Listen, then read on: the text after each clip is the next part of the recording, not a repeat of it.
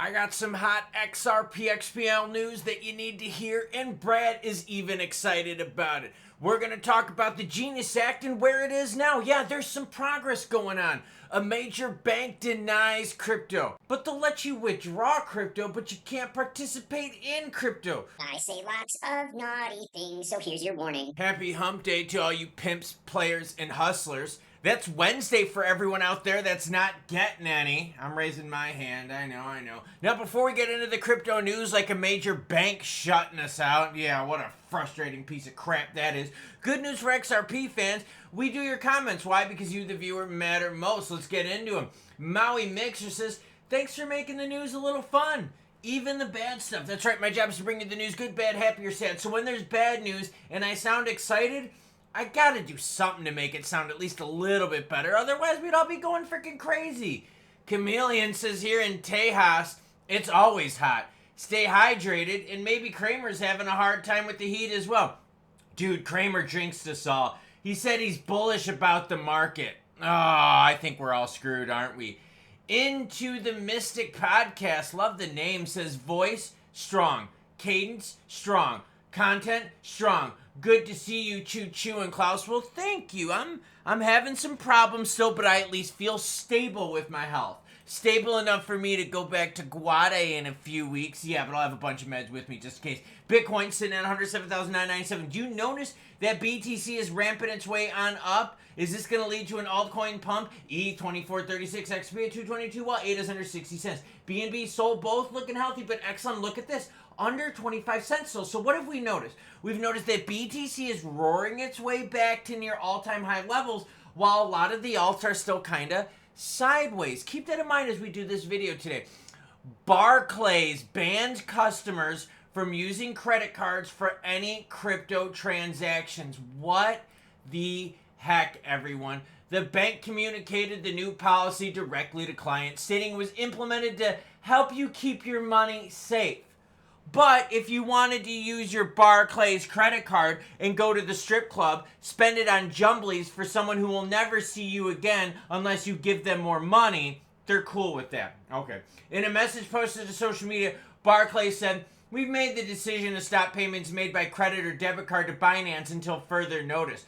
The restriction does not impact users' ability to withdraw funds, but blocks the customer's funds from any crypto transactions from the bank's credit cards. Barclays is directing customers to the FCA website for additional information.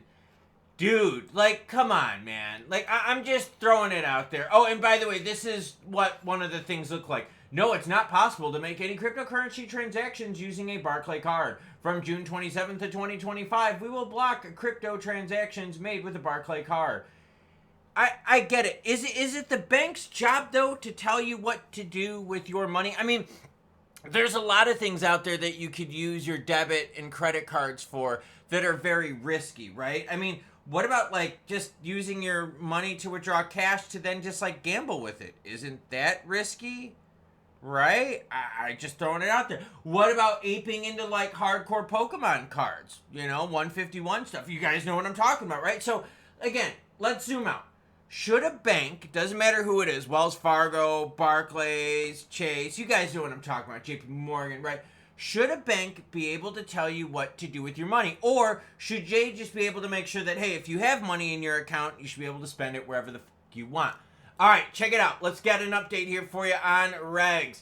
This is from Eleanor. Her information's linked down below along with all the articles in this video. She says, no, the House officially received the Genius Act from the Senate yesterday afternoon. What did they mail the fucking thing?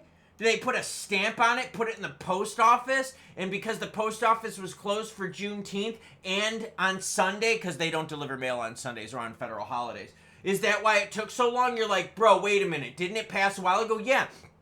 On June 17th, the bipartisan vote passed the United States Senate. Now, a week later, it was received in the House. What, they use fucking messenger pigeon? Holy shit. Okay, so now at least the House has the official bill. This is where we're at, okay? Right now, you've got people from the House Financial Services Committee that said, look, we don't think we can pass this cleanly. Essentially what that means is they're going to probably modify the bill.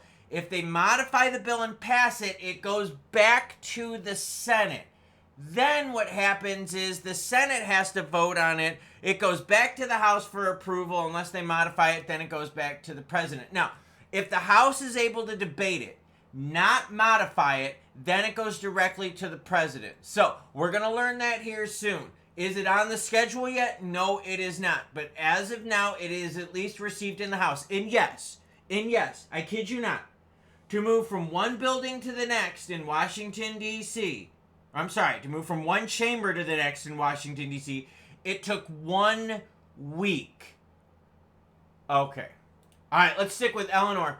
Just now on CNBC, Senator Loomis told Squawk Box she hopes that the Senate can work with the House to figure out a path forward for both the market structure and the Genius Act. Basically saying, can we get both crypto regs and a stablecoin bill done? She then said, no, I'm not saying combine them, but both need to pass this year. Yo, the goal was to get these done by August, and now you're using language like this year? Look, I'm going to keep y'all up to date, but don't hold your breath, because if you did, you'd probably pass the F out.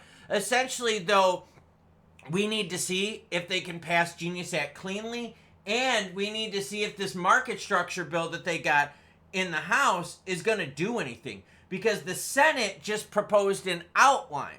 Now, if the Senate wants to do their own, you're going to have competing bills in the House and Senate, which might take even longer. All right, now let's get into juicy XRP ecosystem news. Ripple CEO breaks the silence on huge progress for XRP Ledger. Yeah, this is kind of cool.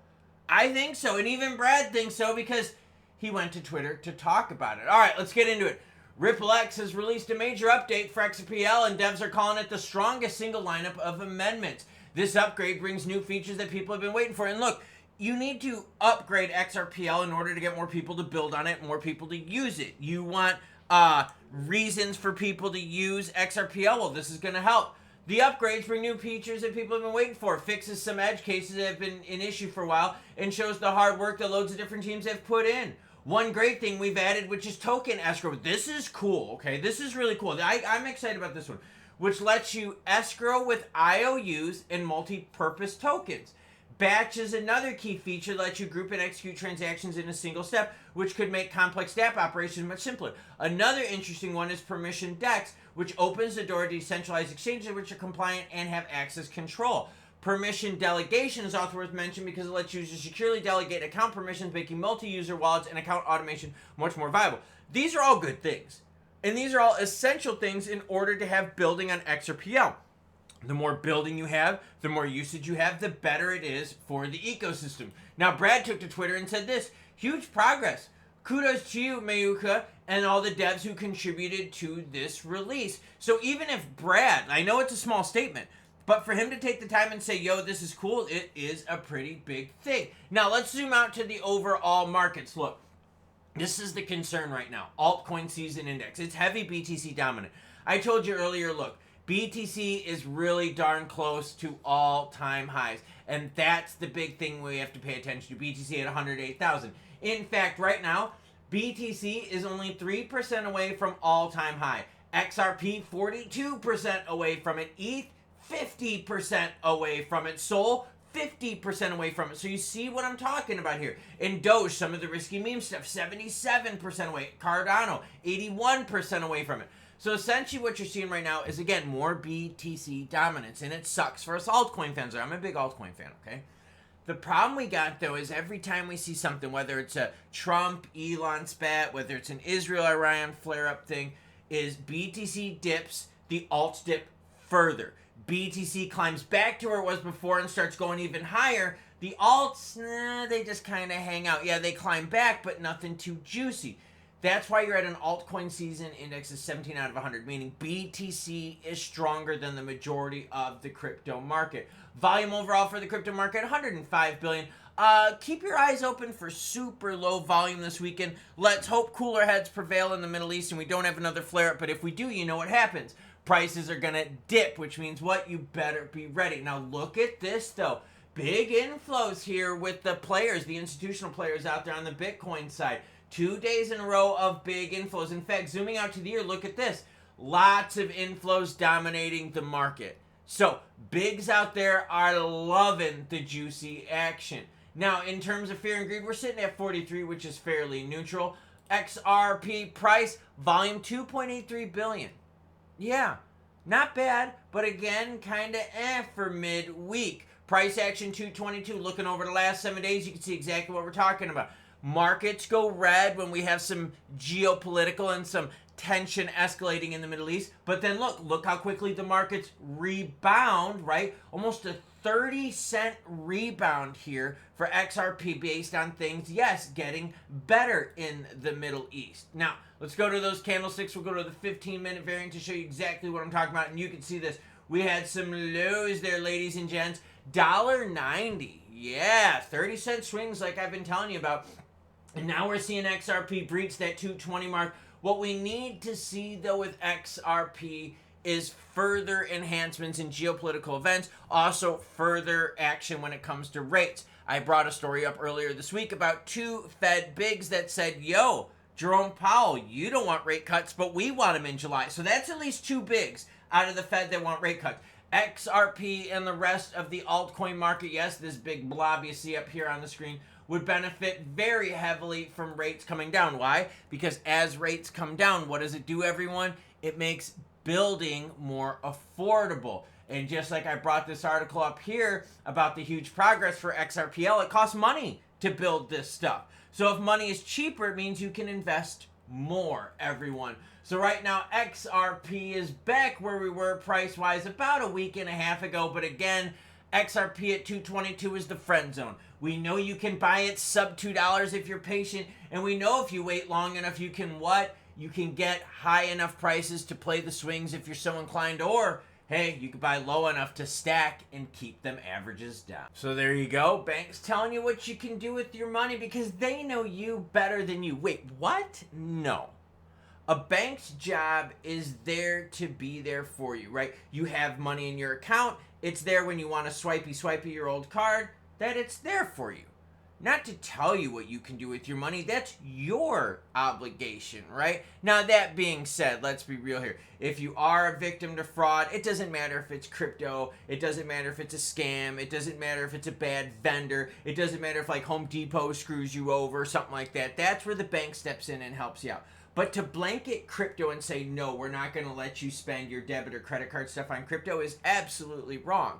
Because there's a lot of scams and schemes out there. But, like I said, banks, look, it is what it is. Now, XRP, let's be honest here. Resilience. Yes. Does it dip below $2? Yes. But you know what? Bounces right on back. Does it bounce back as strongly as BTC? No. And that's the frustrating part. That's where I'm getting frustrated here because what I see is BTC always getting close to that all-time high. Only 3% away from all-time high right now. Now, granted, hopefully BTC does touch an all-time high. Start sending those alts on a roaring. That would be great because that's what we've all been waiting for. But I think we all know that's going to happen when the regs come. And based on the articles that I've shared with you over the last several weeks, it's going to take some time for those regs, and it's going to take time for JP to cut rates. So that gives us some time to stack. Now, we got to be strategic with that, which means what? Yes, we can buy sub $2, but we should also be very confident to know that, yeah, we can buy sub $2, but she's going to bounce on back. We're in the friend zone now price-wise. It's happy hump day, so hump a friend, hump a wife, hump a side action, hump a neighbor, hump yourself if you don't have any of them. Choo-choo what? Choo-choo biz nachos.